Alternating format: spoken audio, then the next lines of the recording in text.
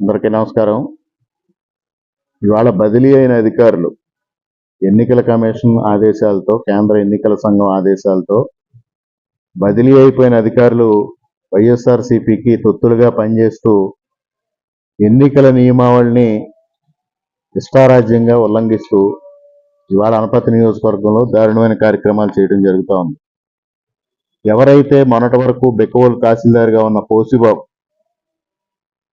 Transfer అయ్యి west గోదావరికి transfer అయ్యి 31వ తారీఖున రిలీవ్ అయిపోయి 4వ తేదీన 120 పట్టాలు పంపిణీ కోసం వెనకటి తేదీలతో సంతకాలు చేస్తూ గ్రామ ప్రజానీకానికి కానీ తెలుగుదేశం పార్టీ కార్యకర్తలకు కానీ రెడ్ హ్యాండెడ్గా దొరకడం జరిగింది. నిన్నటి రోజున విషయం మేము వాకపు చేయడం కోసం తహసీల్దార్